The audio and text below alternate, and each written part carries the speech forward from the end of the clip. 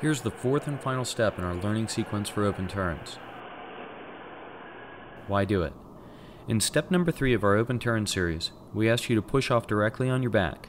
Pushing off your back is a great way to learn the basics of the open turn, as this swimmer is doing. But eventually, you'll need to get onto your side so you can start swimming freestyle. In step number 4, you'll learn how to do that. How to do it. In steps 1, 2, and 3, we asked you to approach the wall with your head down and on your stomach.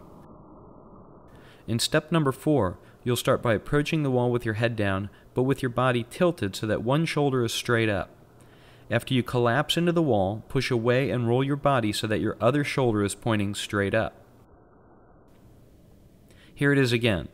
As you approach the wall, get on your side so that your top shoulder is pointed up to the ceiling and your arm is dry from shoulder to hand. As you push away, get the opposite shoulder pointed straight up. In the learning stage, push off with your arms at your side and with your eyes looking straight up. You want to travel in a straight line directly into the wall and back out again along the same line. Carry your speed directly in and carry it right back out. The next step is the actual open turn.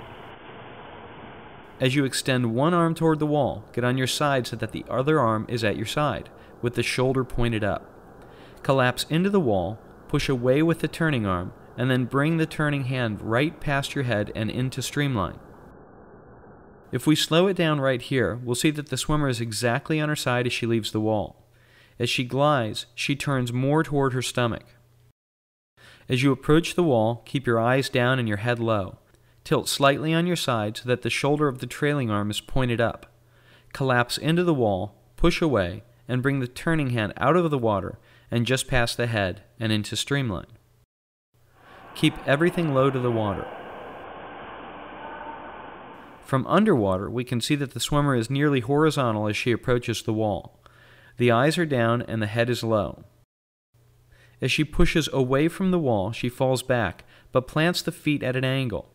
She pushes off on her side and then rotates to her front during the glide. After she pushes back, the turning hand enters the water just above her head, and she is ready to streamline when she drives off the wall. Notice that the swimmer falls back rather than spinning to the side.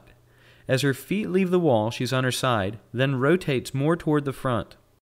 Before you head to the pool to practice, let's look at one more thing that will give you a faster turn: the feet. Most swimmers let their feet do this during the turn. Try pointing your toes and drawing them up like this, which creates less drag and allows you to spin faster. As we said at the beginning of this series, no one was born doing a flip turn or a great open turn. The most important thing is to keep practicing.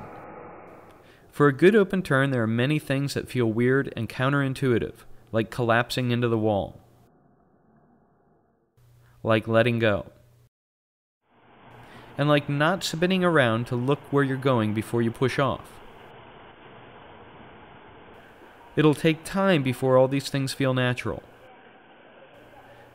We hope you've enjoyed this series.